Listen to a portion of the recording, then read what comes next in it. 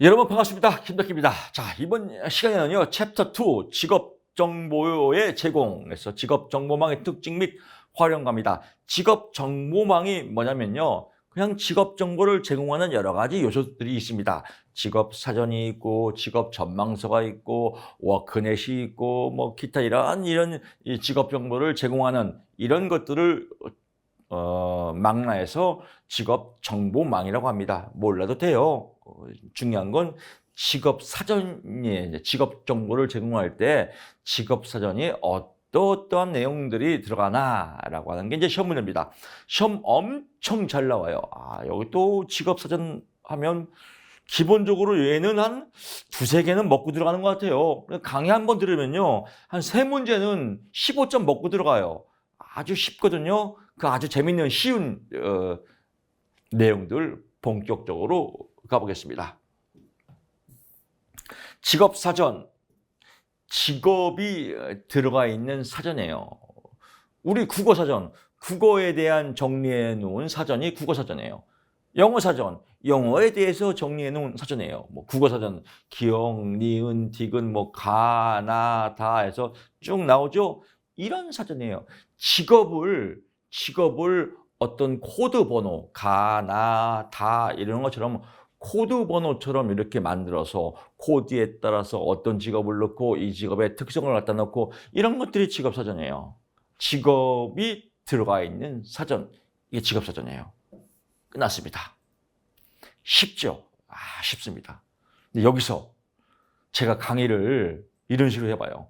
직업사전은 우리나라 전체 직업에 대해서 전체 직업, 표준화된 직업명과 수행직 뭐 표준화된 겁니다. 별표 하시고요. 쭉쭉 해서 1986년 통합본 1판, 1986년 외우시고요. 1990년 통합본 2판 외우시고요. 2003년 3판에서 3판 이거 외우셔야 됩니다. 라고 하면 미쳐버려요.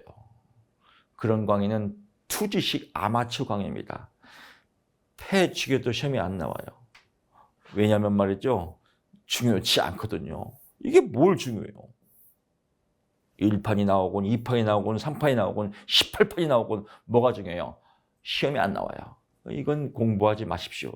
이게 정말 아름다운 훌륭한 명품 강의입니다. 우리 회사가 명품 에듀케이입니다.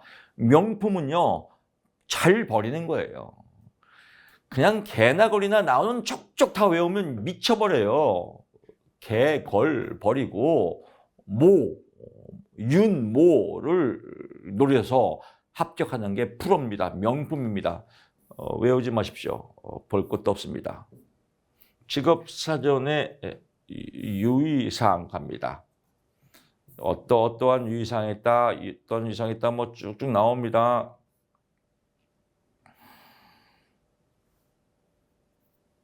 이거 하나 보면 됩니다. 직업 세계 및 노동 환경은 기술 진보, 경제 성장의 변화, 정부의 정책 등에 따라 달라지는 거죠. 항상 직업 정보는 변하니까요. 직업 사전에 수록된 직업 정보는 절대적인 자료가 될 수 없다. 당연하죠. 자료는 항상 변하고 시대 상황에 따라서 직업 세계도 변하고요. 직업이 벌써 뭐 시시때때로 변하지 않습니까? 절대적 자료가 될 수 없다. 상식이죠. 사실 이런 상식도 강의를 할 필요가 없습니다. 혹시 높아심에서 말씀드리는데 시험 문제는 이렇게 나옵니다. 한국 직업 사전은 국가에서 만들었기 때문에 이런 걸 말장난을 해요. 여기 섞어서.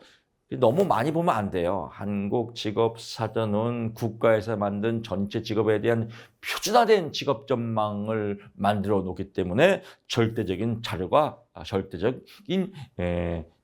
될 수 있다 이렇게 나옵니다. 그럼 또 너무 심각하게 생각하면 그럴 것도 같은데 표준화가 들어갔으니까 이게 다 말장난입니다.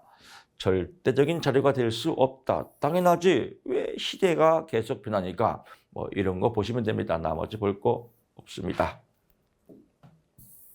직업사전의 구성 갑니다. 이게 전문입니다. 그래서 직업상담사는요, 코드 번호가 0713입니다. 0713. 이 코드 번호 외울 거 없습니다. 뭐, 그렇다는 겁니다. 그래서 뭐, 대분류, 중분류, 소분류, 세분류. 큰 분류를 대분류라고 그러고요. 그 다음에는 중분류. 그 다음에는 소분류, 그 다음에는 세분류. 그래서 대분류, 중분류, 소분류, 세분류. 여기서 조금 전문적인 내용이 나가니까요. 또 너무 겁날 거 없습니다. 간단합니다. 세분류.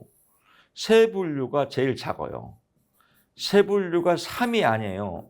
세는요, 가늘 세자. 그래서 세발낙지. 세발낙지 생각하시면 돼요. 세발낙지. 세발낙지가 뭐예요? 다리가 3개라 세발낙지야. 또 이런 분들이 있어요. 이게 삑살입니다. 다리가 3개라 세발낙지가 아니라 가늘 세자. 다리가 가늘어서 세발낙지라고 합니다. 그래서 가늘어진다.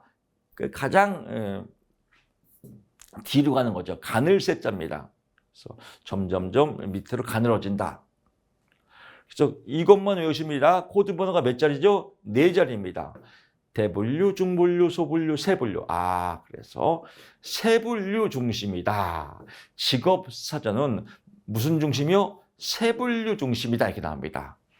시험에는 소분류 중심이다 이렇게 나와요. 소분류 중심이 아니라 세분류 중심이다. 세분류는 몇 개예요? 하나, 둘, 셋, 넷, 4개 자리다. 4개 자리. 그래서 0713 하네요. 다시 갑니다. 직업사전의 코드 번호는 4개 자리다. 시험에 또 이렇게 나옵니다. 직업사전의 코드 번호는 5개 자리다. 이렇게 나옵니다. 5개 자리가 아니라 4개 자리입니다. 3개 자리다. 3개 자리가 아니라 4개 자리입니다. 대분류, 중분류, 소분류, 세분류. 그래서 세분류 중심이다. 소분류 중심이다가 아니라 세분류 중심이다. 2문제 풀어봤습니다. 이런 내용 몰라도 되죠. 그래서 이것도 0713 직업상담사 이거 외우는 분이 있습니다. 안 나와요.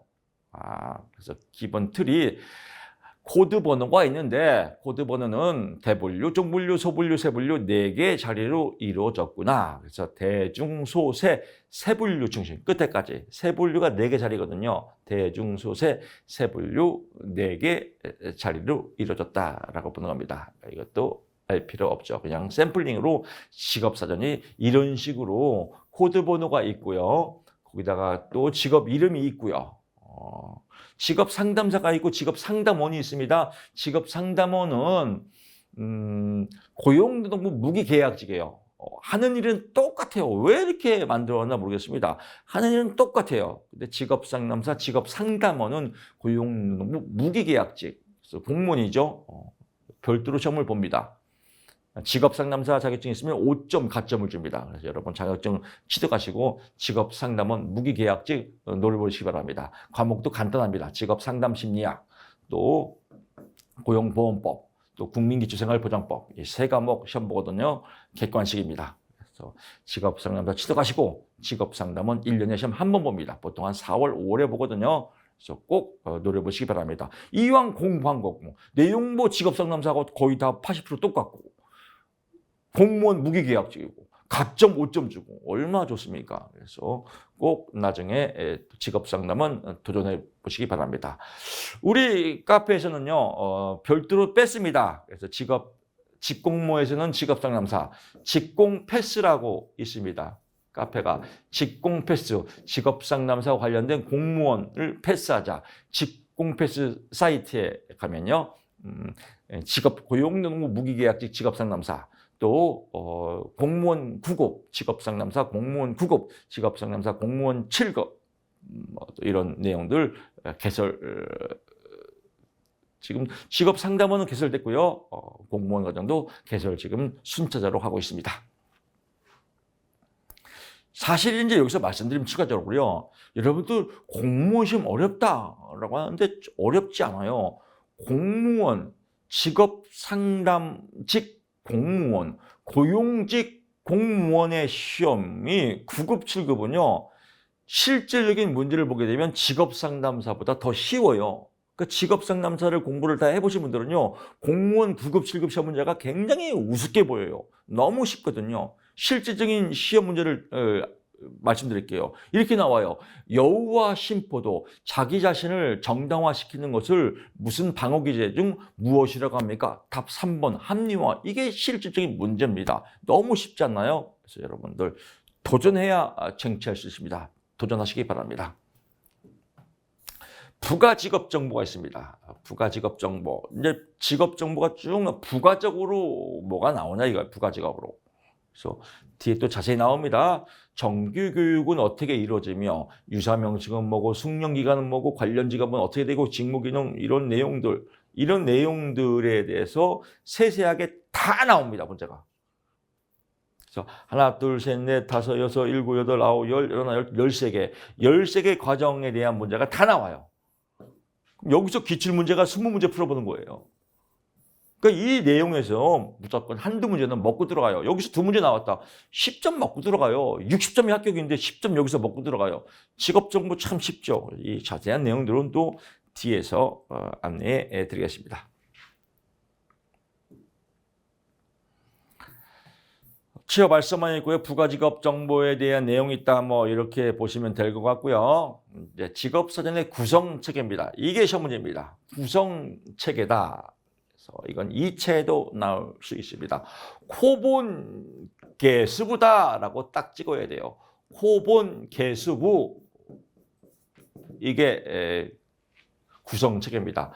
직업사전의 구성체계 5개를 쓰시오. 이렇게 2체에 나올 수 있습니다. 키워드 뭐예요? 코본 개수보다 큰 틀을 잡아야 됩니다. 코, 직업, 코드, 본 직업 명. 옛날에는 본 직업 명칭이라 했는데 칭이 일본식 발음이라 해서 칭을 뺐습니다.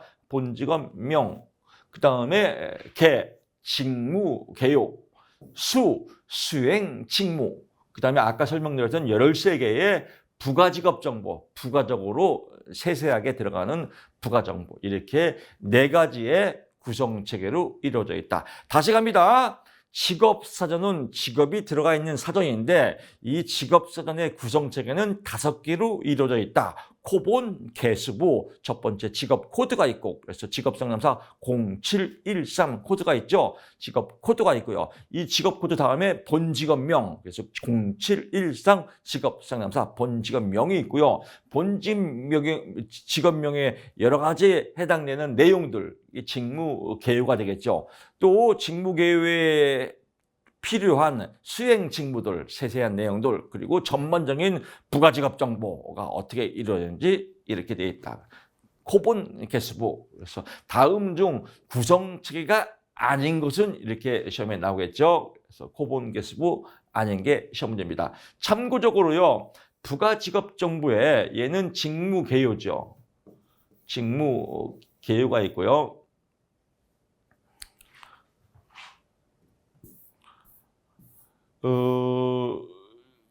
부가직업 정보를 앞에 보게 되면요.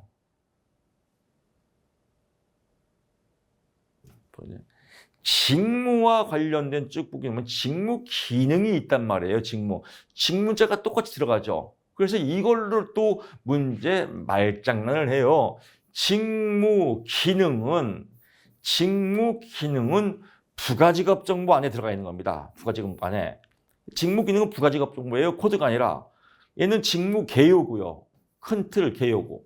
그래서 다음 중 구성체계에 해당되지 않는 것이 나면 직무 기능을 여기다 넣어요.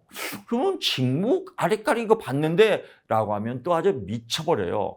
그래서 공부하실 때 딱 선을 제가 거드리는 겁니다. 직무 개요는 구성체계고 직무 기능은 부가직업 정보다. 그래서 구성체계가 아닌 건 나오면 직무 기능이 아닙니다. 얘는 부가직업 정보입니다. 그래서 이거 답까지 다 알려드립니다. 아주 친절하죠. 직무 코드는 한국고용직업분류. 한국고용직업분류라는 것은 뭐냐면요. 직업사전을 우리나라가 처음에 만들 때 못 만들었어요. 그래서 미국 걸 갖고 왔거든요. 미국 걸 갖고 온 다음에 그다음에 순수하게 우리 것으로 만들자. 그래서 순수 우리 거. 원판 코리아. 순수 우리 걸로 만드는 게 한국고용직업분류예요. 이건 이제 순수 토종이죠. 순수 토종을 만들었는데 이 토종을 만드는 직업분류의 세 분류 4자리. 그게 0713이에요. 한국고용직업분류의 순수 토종의 4자리 0713에서 4개의 자리 세 분류 중심이다라고 얘기했다라고 하는 게 직업 코드고요. 직업명에서는요, 한 문제 나옵니다. 직업명을 정할 때 어떻게 정하냐라고 하는 겁니다. 그래서 사업자가 근로자를 모집할 때 사용하는 명칭, 뭐 정확히 말하면 명이죠. 칭자가 사라졌으니까요. 사용하는 뭐 직업명, 뭐 직업 상담사 이렇게 칭하는 게 아니라 명명하는 거죠. 그 다음에 해당 직업 종사자 상관의 호칭, 직업 상담사 서로 직업 상담사예요. 또 그 외 각종 직업 관련 소리에 쓰이는 뭐 명칭, 여기서는 이름을 바꾸면 다 바꾸는데 또 이쪽에서는 또 명칭이라고 쓰는데 여기서는 직업명이라고 쓰고 또 이 내용은 또 명칭이라고 또 사전에 나와 있습니다. 참 아리까리게 해놨습니다. 뭐 이렇게 정하는데요. 하여튼 작업자의 의견뿐만 아니라 작업자 당신 직업이 뭐예요? 직업 상담사예요. 또 상위 책임자, 담당자의 상사, 저 사람 직업이 뭐죠? 직업 상담사. 인사 담당자, 저 사람 직업이 뭐죠? 인사 담당자. 그래서 의견을 수렴해서 결정한다. 이게 첫 문제입니다. 자, 문제 갑니다. 직업 사전에 본 직업명을 결정할 때는 상위 책임자와 인사 담당자의 의견을 수렴하여서 결정한다. 이렇게 나옵니다. 이거 수업 시간에 들었어. 이거 글자 봤어. 라고 하면 또 낚싯줄에 걸리는 겁니다. 뭐가 빠져 있어요?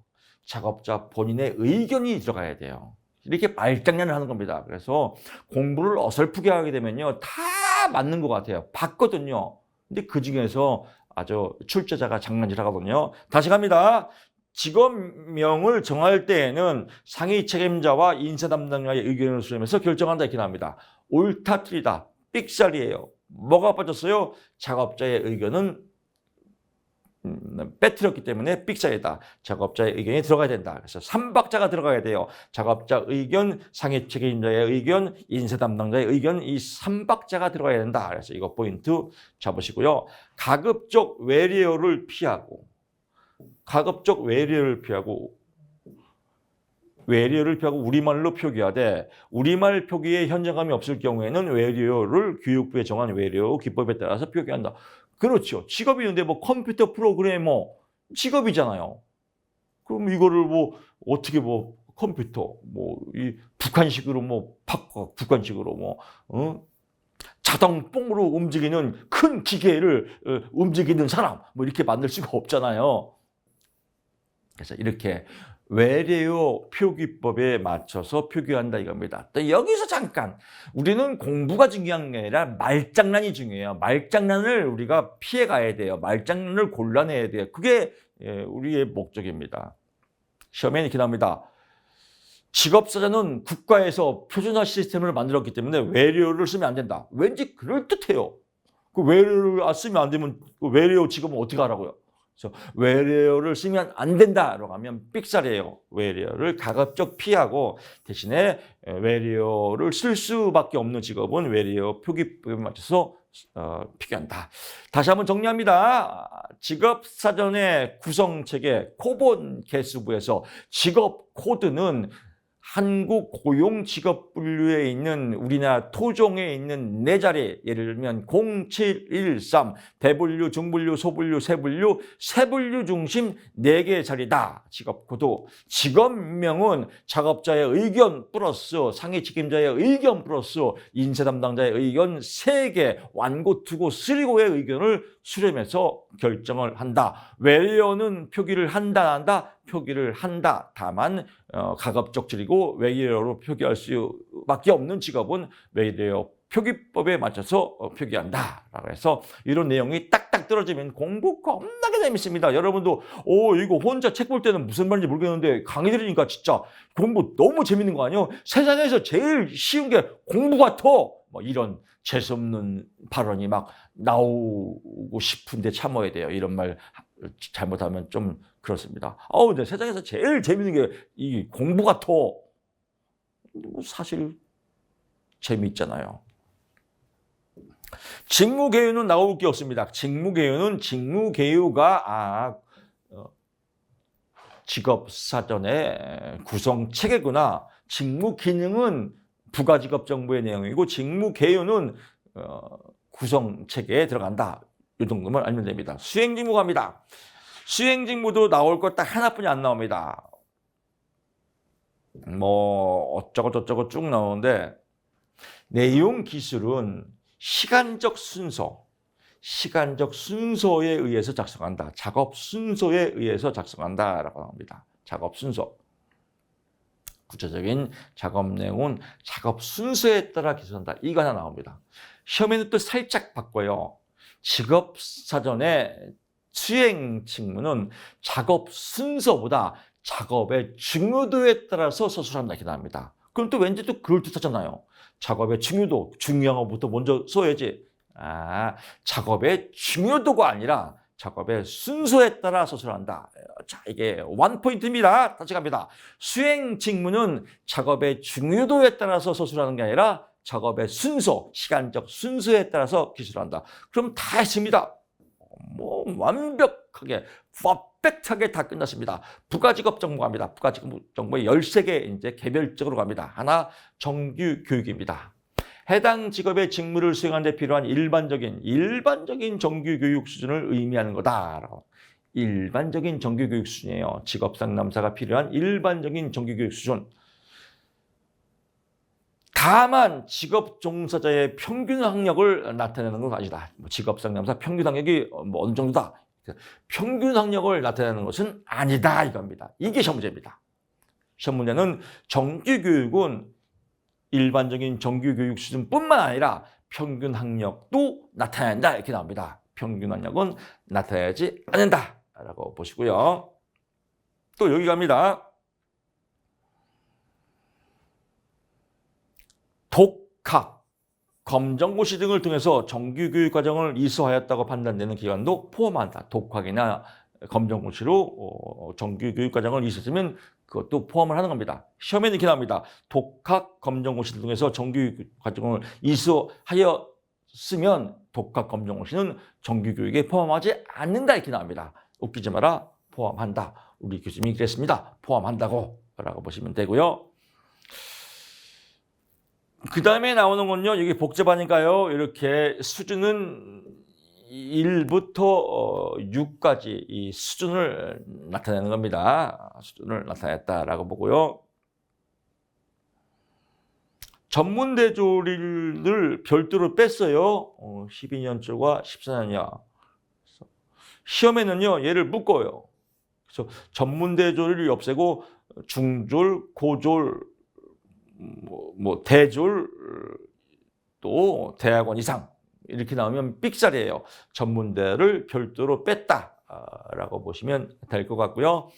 이거는 그냥 흐름만 잡으면 됩니다. 1수준은 1학년부터 6학년 초딩, 6학년부터 그 다음에 중딩, 여기서 중학교에서 9년까지 중딩, 9년부터 12년 고딩, 여기서 12년 초과 14년은 전문대졸, 14년부터 여기까지는 대졸, 여기까지를 묶으면 대졸이겠죠. 근데 전문대는 별도로 뺐다. 이게 전문대가 4로 뺐다라고 보고요. 14년 초과 대학원 이상이다. 그래서 이 흐름은 뭐 잡으면 되겠죠. 초딩, 중딩, 고딩, 전문대, 대졸, 대학원 이렇게 보시면 될 것 같습니다.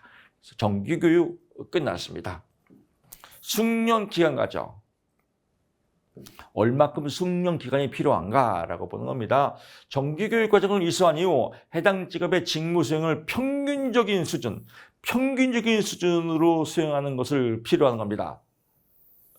이런 평균적인 수준을 의미하는 겁니다. 단 해당 직무를 평균적인 이상으로 수행하기 위한 향상훈련은 평균적인 건 이상이죠. 향상훈련은 숙련기간에 포함되지 않는다. 이게 시험 문제입니다. 시험에는 이렇게 나오겠죠. 숙련기간은 평균적인 수준을 포함함과 플러스 향상훈련도 포함을 한다. 이렇게 나옵니다. 웃기지 마. 우리 교수님이 그랬어. 향상훈련은 포함 안 시킨다고. 이거 시험에 잘 나옵니다. 숙련기간은요. 1차, 2차 또 공이 잘 나옵니다. 그래서 여기서도요. 기본적으로 2차에는 초벌교육만 해주시고요. 1차가 중요하니까요. 1차. 1부터 9까지의 수준을 놓고요. 1은 약간의 시범입니다. 1 약간의 시범. 2가 시범 후 30일 이하. 시범부터 한 달 동안은 이 수준이 2다. 그래서 2가 시험에 제일 많이 나와요. 이거 나오면 나는 너무 이런 거 숫자 나오면 외우기 힘들어요, 교수님. 그러면 다른 건 몰라도 2는 외워야 됩니다. 거의 80% 90%가 2가 나와요. 수준 2 하면 뭐예요? 시범 후 30일 이하다. 그 다음에 3은 3하다.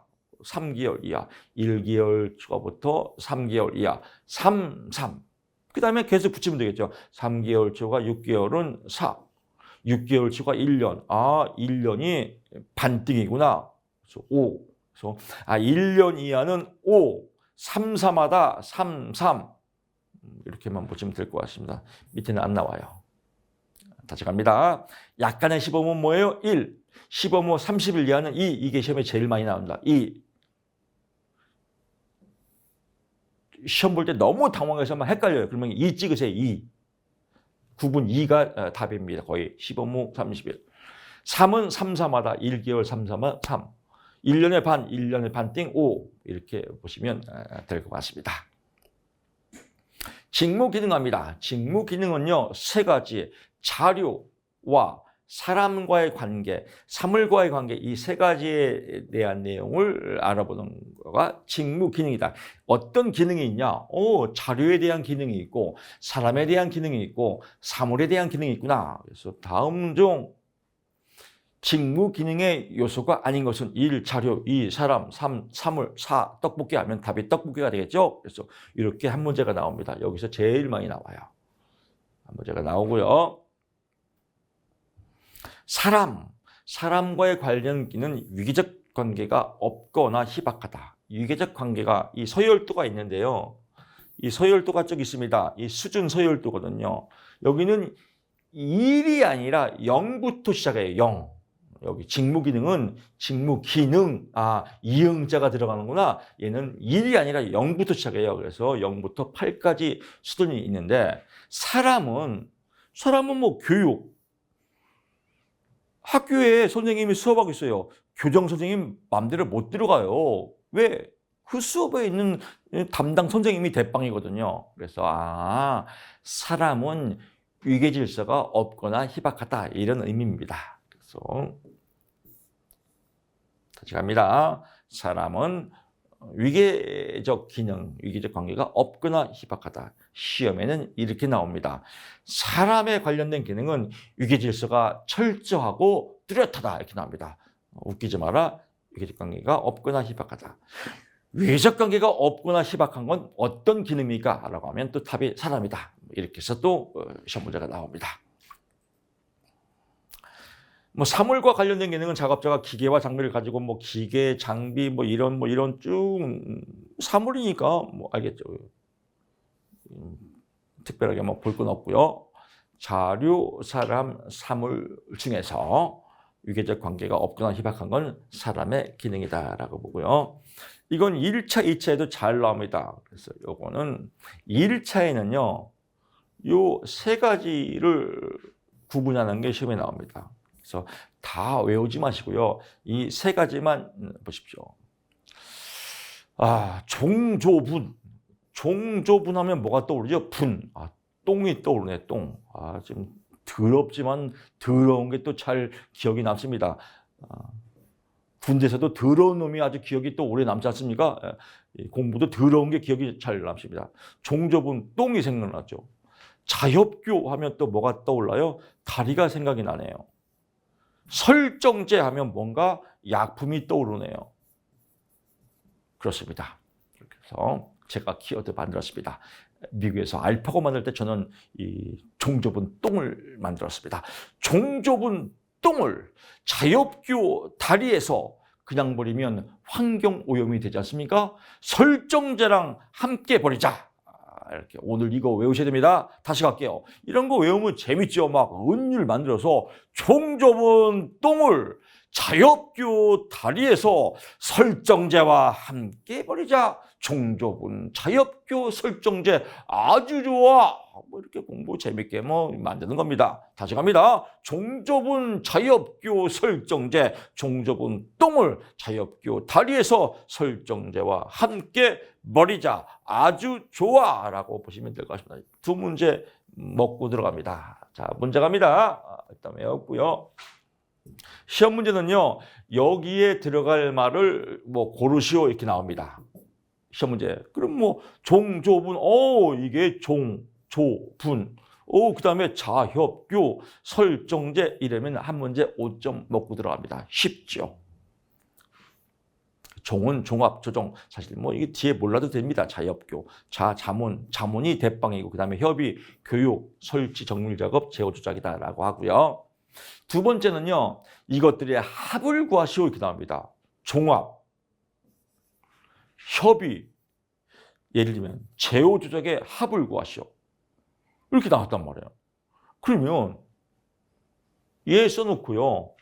얘들 0으로 시작한다겠지. 0, 1, 2, 종조분 첫 글이니까 0 더하기 협은 뭐예요? 1이지. 1 더하기. 여기는 얘가 나올 것 같아요. 정밀 작업. 정밀 작업은 뭐죠? 얘도 보니까 1이죠. 0 더하기 1 더하기 1 답이 2다. 이렇게 답을 찾으십니다. 보통 2가 답이 많아요. 2. 다시 갑니다. 너무 어렵게 생각하지 마시고요. 시험 문제 종합, 협의, 제어 조작의 합을 구하시오. 그러면 0 더하기 1 더하기 1은 2다. 이렇게 구하시면 됩니다. 그래서 이게 중요해요. 종조분 자엽교 설정제 직무 기능이니까 0으로 시작한다. 라고 보시면 될 것 같고요. 2차에서는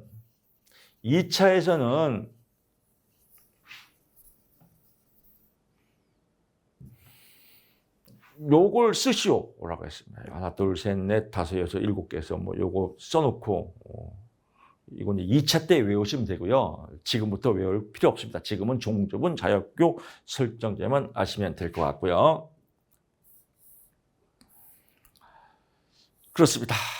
그 다음에 작업 강도 갑니다. 작업 강도는요, 보통 이제 힘의 강도예요. 떡 공장 다닐 때, 떡 공장 할 때 힘의 강도. 제가 떡 공장 3년 반 다녔거든요. 떡 공장 다니다가 고생 많이 해서 또 똥구멍까지 찢어졌습니다. 아주 의학적 용어로 치질이죠. 학문이 주저앉았어요. 너무 무거운 걸 많이 들어서. 지금 생각하면 눈물이 나네요. 제가 유일하게 안 먹는 게 떡이에요. 아주 떡 징글징글해요. 아주 떡 공장 3년 반 다니면서 아주 하여튼 그랬습니다. 주식 중독에 걸려갖고 주식을 물리치느라고 육체적인 또 혹사도 했습니다. 작업 강도는요, 오로지 직업 강도라고도 하고 작업 강도라고도 합니다. 직업 강도, 작업 강도 뭐 똑같은 겁니다. 오로지 육체적 힘만 들어가요. 육체적 힘의 강도. 정신적인 건 고려하지 않아요. 근데 우리가 볼 때 작업 강도는 정신적인 스트레스 들어가지? 라고 하면 그거는 삑살이에요. 직업사전의 부가직업 정보에서 작업 강도는 오로지 육체적인 힘의 강도만 필요하다. 정신적 힘의 강도는 필요하지 않다. 5단계로 구분한다. 또 시험 문제입니다. 4단계가 아니라 5단계다. 5단계의 키워드는 보통 이제 이 친정엄마들이 제일 힘든 게 결혼한 딸이 아기 받아라는 게 제일 힘든 거예요. 요새 맞벌이를 많이 하니까. 엄마, 아기 좀 봐주세요. 만만한 게 친정엄마니까. 어떻게 해요? 참, 아기 보는 거 너무 힘들죠. 아기 보는 거 너무 힘들어. 아가보히마. 아기 보는 건 너무 힘들어. 아가보히마. 이게 시험 문제입니다. 그래서 아가보히마 5단계다. 아가보히마 4kg를 올리거나 운분하는 거 4kg로. 아기 보는 거니까 아기가 4kg야. 이건 아주 가벼운 작업이에요. 8kg, 4kg. 4kg는 아주 쉽게 들어올 수 있는 8kg까지는 좀 어려워. 이런 작업은 가벼운 작업이에요.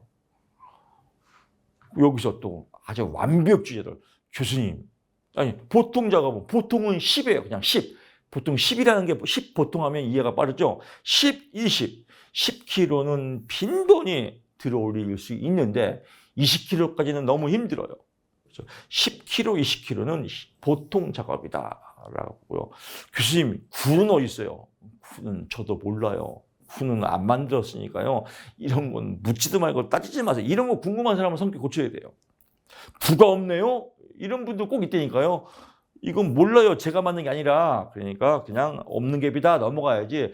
구는 왜 없을까? 이거 생각하면 성격 고쳐야 됩니다. 힘든 작업은 20kg를 아주 빈번하게 들어 올릴 수 있고 최고 40kg까지 들어 올릴 수 있다. 힘든 작업.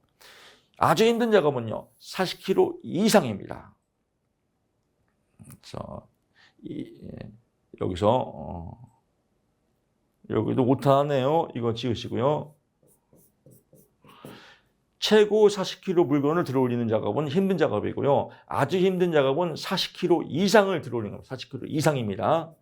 이거 지으시고요. 40kg 이상을 들어 올리는 건 아주 힘든 작업이다. 그리고 숫자 시험 잘 나옵니다. 보통 작업이 시험이 많이 나와요. 보통은 10, 20에서 여러분 정리하시면 이렇게요. 아주 가벼운 작업은 4kg, 가벼운 작업은 4kg, 8kg, 보통 작업은 10kg, 20kg, 미니멈 10kg, 맥시멈 20kg, 힘든 작업은 20, 40, 아주 힘든 작업은 40kg 이상. 이렇게 외우시면요. 여러분 이해가 잘 될 겁니다. 이거 다시 한번 여러분 오타 지우시고요. 아주 힘든 작업은 40kg 이상이다 라고 보시면 될 것 같습니다. 작업 강도의 기준갑니다. 이제 기준이 뭐냐 이거예요. 이것들을 움직이고 들어올리고 하는 이런 기준 5가지가 뭐냐 이거예요. 그래서 하나, 둘, 셋, 네 가지죠. 네 가지 범주입니다. 들어올림, 물건을 들어올리는 거니까요. 운반하는 행동, 미는 행동, 당기는 행동. 그래서 들어올림, 운반, 당김 이걸로 4가지의 기준을 잡는다. 그래서 4가지 기준, 들어올림, 운반, 당김. 그래서 4가지 포인트 잡으시고요. 육체 활동합니다. 육체 활동은 어떤 것들이냐라고 하면요. 육체 활동은 이런 내용들 뭐 다 볼 거 없습니다. 이것만 나옵니다. 육체 활동 물어보게 되면요. 마찬가지로 육체적인 것만 물어보는 겁니다. 우리가 신체 검사라고 생각하시면 돼요. 신체 검사 우리 받으러 가잖아요. 병원에요. 김덕기 씨, 네. 김덕기 씨 부르죠? 불렀단 말이에요. 제가 들었죠. 네. 청각. 그럼 숟가락 같은 걸 들고 자, 눈 재보세요 하잖아요. 첫 번 일 받다가 숟가락 갖고 이게 눈 가리고 보는 거잖아요. 시각. 물론 또 이렇게 생각하면 돼요. 저를 봤어요. 김덕기 씨, 네. 시각, 청각. 숟가락 드세요. 언어력. 끝났단 말이에요. 그 다음에 다 따라서 자, 손 움직여 보세요. 중심 잡아 보세요. 손 사용. 균형 감각. 앉았다 일어나 보세요. 웅크림. 그래서 이렇게 신체 검사를 생각해 보시고 김덕기 씨, 날 보고 물어보는구나. 네, 시각, 청각. 자, 손 들고요. 자, 앉았다 일어나 보세요. 그래서 손 사용. 알겠습니다. 손 사용, 언어력, 균형 감각, 웅크림. 아닌 게 답이겠죠. 그래서 이렇게 5가지 보시고요. 시각에서 하나 나옵니다. 먼 것을 정확히 보는 거예요. 먼 것을 정확히 보는 거예요. 어디까지 볼 수 있냐라고 하면 6m다. 시각을 정확히. 이건 다음 중 먼 것을 정확히 보면 몇 미터입니까? 라고 시험 문제가 나와요. 6m다. 육체 활동. 6m. 시각. 그래서 그냥 이렇게 육실알롱. 욕 같은 거 자극적인 기억납니다. 육체활동, 시각, 육체활동, 시각 6m, 육실알놈 6m 끝. 라고 보시면 될 것 같고요. 작업 장소 갑니다. 작업 장소 세 가지가 있습니다. 실내, 실외, 실내외 이 세 가지가 있는데요. 이 세 가지 구성 요소의 포인트는요. 75%입니다. 75%를 실내에서 하면 실내 작업, 밖에서 하면 실외 작업, 뭐 왔다 갔다 하면 실내외. 75%가 시험 문제입니다. 시험에는 80%, 어떨 때는 80, 어떨 때는 70, 80도 아니고 70도 아니고 75%다. 또 한 문제 먹고 들어갑니다. 작업 환경 갑니다. 작업 환경 떡공장 환경입니다. 떡공장. 떡공장 겨울에 기계 닦으려면 엄청 추워요. 저온. 떡 스팀으로 찌려면 또 엄청 뜨거워요. 고온. 스팀 찌면 또 막 연기 엄청 남아요. 떡 찔 때 그 연기가 막 해서 막 천장에 막 물 떨어지고 그렇습니다. 다습. 떡공장 기계 엄청 들어가 12개가 기계 들어가면 아주 미쳐버려요. 그래서 떡공장 다니는 사람은 다 난청해요. 김씨! 왜? 밥 먹으러 가! 밥 못 먹는다고! 막 다. 저도 그 난청이 떡공장에서 난청이 왔습니다. 소음 진동. 위험하죠. 기계 들어가고요. 전기 들어가고 전기로 기계 들어가고 위험 내재. 또 밀가루 막 반죽 날려가요. 막 반죽 날려가고 대기환경 위험. 떡끼리 붙거든요. 붙지 말라고 막 밀가루 전분 쫙 나오니까. 떡공장 생각하시면 됩니다. 이게 시험 문제거든요. 저온, 고온, 다습, 소음, 진동, 위험 내재, 대기환경, 미흡 이 6가지 구분이 있다. 이 6가지 구분을 무엇이라고 합니까? 라고 시험에 나옵니다. 그럼 답이 뭐예요? 답이 작업 환경이다. 정답이 작업 환경입니다. 작업 환경. 작업 환경, 떡공장 환경. 이름은 여러분 기억 잘 할 겁니다. 작업 환경, 떡공장 환경. 고온, 저온, 다습, 위험 내재, 소음, 진동, 대기환경, 미흡. 아닌 게 답이겠죠. 하여튼 이쪽 부가직업 정보는 문제밭입니다. 이 책에 나오겠죠. 위험 작업 환경에 6가지 구분을 쓰시오 하면 떡공장 환경을 쓰면 되겠고요. 이건 또 별도로 나옵니다. 위험 내재 별도. 위험 내재는 어떤 위험이 있냐? 떡공장 기계 들어가죠. 기계적 위험. 기계 뭘로 들어가요? 전기 들어가죠. 전기적 위험. 뜨겁죠. 화상. 또 기계 너무 뜨거우면 폭발하죠. 폭발. 방사선. 방사능 아니에요. 방사선이다. 다치면 방사선으로 치료하자. 그래서 화상, 폭발, 다치면 방사선으로 치료하자. 방사능은 아닙니다. 그래서 방사선. 그래서 요 하나, 둘, 셋, 넷, 5개도 시험에 잘 나옵니다. 위험 내재 요소가 아닌 것은 아닌 게 답이겠죠. 2차에서는 위험 내재 요소 5개를 쓰시오. 5점짜리로 나옵니다. 유사 이것들이 어디에 포함된다고요? 작업 환경이에요. 작업 환경, 떡공장 환경. 유사 명칭합니다. 유사 명칭은요 비슷한 거예요. 이름만 달리 부르는 겁니다. 예를 들면 이런 거죠. 옛날에는 보험 설계사라고 그랬습니다. 보험 설계사. 지금은 보험 컨설턴트. 다 똑같은 이름만 다른 거예요. 직업은 똑같고요. 그래서 직업수 집계에서 제외된다. 유사 명칭은 이름만 유사한 거예요. 똑같은 직업을. 그러니까 예를 들면 어떤 사람은 직업이 뭐야? 보험 설계사야. 어떤 사람은 직업이 뭐야? 보험 컨설턴트야. 똑같은 겁니다. 그래서 유사 명칭은 똑같은 직업을 이름만 달리 부르는 걸 유사 명칭이라고 한다. 당연히 직업이 하나니까 직업수 집계, 직업수가 몇 개야 할 때 직업수가 나 보험 설계사 하나, 보험 컨설턴트 하나, 나 직업이 2개야. 이러면 안 된다는 거죠. 그래서 직업수 집계에서 제외된다. 당연히 제외되겠죠. 시험에는 유사 명칭은 직업수 집계에 포함한다 이렇게 나옵니다. 포함하지 않는다. 글자를 외우면 굉장히 어려운 과목이 직업정보론입니다. 그래서 직업정보를 독학하면 엄청 어려운 과목이에요. 근데 강의 들으면 쉽죠. 이런 거구나 라고 하면 진짜 누워서 떡 먹는 것보다 더 힘들어요. 누워서 떡 먹으면 잘못하면 목 맥힐 수 있어요. 정말 누워서 떡 먹는 것보다 더 쉬워요. 정말 아까도 말씀드렸죠. 재수없는 소리였지만 공부가 제일 재밌는 것 같아요. 관련 직업입니다. 관련 직업. 관련 직업은요. 유사 명칭이 아니라 관련된 겁니다. 2개 이상의 관련. 예를 들면 직업 상담사, 직업 상담사와 관련 있는 건 뭐예요? 직업 상담원이죠. 이건 서로 업무가 비슷하지만 관련이 있는 겁니다. 이건 직업이 따로따로 있습니다. 직업 상담사가 있고 직업 상담원이 있고 이거는 직업 속에 포함을 해야죠. 왜? 직업이 다르니까요. 그래서 이런 것들이 명확히 여러분들이 인지가 돼야 돼요. 아, 유사명칭은 뭐고 유사명칭은 이름만 비슷한 거구나. 직업 속에 포함이 안 된다. 관련 직업은 관련 있는 직업이구나. 직업상담사가 직업상담원은 서로 관련 있는 직업이구나. 직업 속에 포함한다. 이렇게 들어가면 공부 아주 재밌습니다. 자격 면허갑니다. 자격 면허 쭉쭉쭉 나옵니다. 자격명에서는 한국산업인력공단, 대한상공회의소 수행하는 시험에 해당하는 자격, 각 부처의 개별적 시험을 취한 자격증 이런 것들이 들어간다라고 하고요. 민간에서 부여하는 자격증은 제외한다. 이게 시험 문제입니다. 민간에서 부여하는 민간 자격증은 안 들어가요. 국가 자격증은 들어갑니다. 그래서 민간에서 부여하는 자격증도 포함한다 이렇게 나옵니다. 웃기지 마라. 민간은 제외한다. 민간은 제외니까 민간은 제외한다.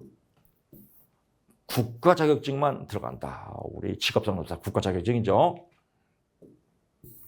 표준 산업분류 코드가 있고요. 표준 직업분류 코드가 있습니다. 표준 산업분류 뒤에 이제 멀리 나와요. 한국 직업을 분류한 한국 표준 직업분류가 있고요. 산업을 분류한 한국 산업분류 코드가 있고요. 그래서 뒤에 또 크게 나오지만 그래서 국제 직업분류표, 외국 ISCO라는 이런 국제 직업분류를 본따와서 만든 게 한국 표준 직업분류고 한국 표준 산업분류고 이거를 우리나라 실정에 맞게끔 토종으로 만든 건 앞에 설명드렸던 한국 고용 직업분류고 캐코라고 합니다. 캐코가 아니라 캐코 들어보신 분 있을 겁니다. 이제 그까지만 보고요. 이거는 코드를 넣는 거예요. 얘 코드 넣을 때 표준 산업분류의 코드를 어디다 넣냐, 직업분류의 코드에 어디다 넣냐라고 할 때 이런 거 다 필요 없고요. 쉽게 그냥 산소직세 이렇게 보세요. 산소직세. 산업분류 코드는 소분류 중심에 있는 직업을 넣는다 이거예요. 직업사전에. 직업 코드는 뭐예요? 세분류죠. 0713 이건 직업이죠.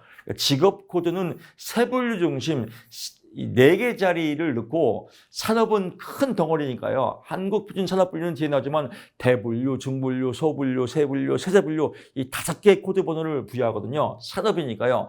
그 5개 중에서 앞에 큰 덩어리 3개 대분류, 중분류, 소분류에 있는 코드만 넣는다 이거예요. 산업에 있는 코드는. 어려운 분들은 너무 복잡하게 생각할 거 없습니다. 그냥 산업은 소분류까지만 넣는구나, 직업사전에. 그래서 산업분류는 소분류 중심으로 놓고 직업분류는 세분류 중심이구나. 산소직세. 한 번 더 갑니다. 산업분류는 소분류에 있는 코드를 직업사전에 넣고 직업분류는 세분류에 있는 코드를 넣는다. 산소직세라고만 보시면 될 것 같습니다. 조사 연도갑니다. 조사 연도는요, 해당 직업의 직무조사가 실시된 연도, 해당 직업의 직무조사가 실시된 연도입니다. 만약에 2022년에 실시했다, 그러면 2022년을 기록하는 겁니다. 시험에는 살짝 바꿉니다. 조사 연도는 해당 직업의 직무조사가 실시된 최초의 연도를 넣는다, 이렇게 나옵니다. 최초의 연도가 아니라 해당 연도를 넣는다. 최초의 연도가 아니라 해당 연도다. 이런 포인트만 잡으시면 될 것 같습니다. 아주 방대한 내용들 제가 추격해서 말씀드렸습니다. 직업사전만 여러분 강의가 들으면 보통 타 강의에서는 직업사전만 5강입니다. 5강. 5강 보통 7강까지 가는 데가 있습니다. 엄청나게 길죠. 7강까지 가다 보면 지쳐서 공부 못합니다. 제가 이번 시간 한강으로 엑기스 강의 깔끔하게 다 마무리했습니다. 여기서 시험 문제 다 나옵니다. 기본적으로 2-3문제 먹고 들어갑니다. 재수가 좋으면 15점, 재수가 나오면 10점. 그래서 한강 여러분 공부하시고 15점에서 10점 먹고 들어갑니다. 합격이죠. 직업전망서는 다음 시간에 여러분 강의 진행하겠습니다. 고맙습니다.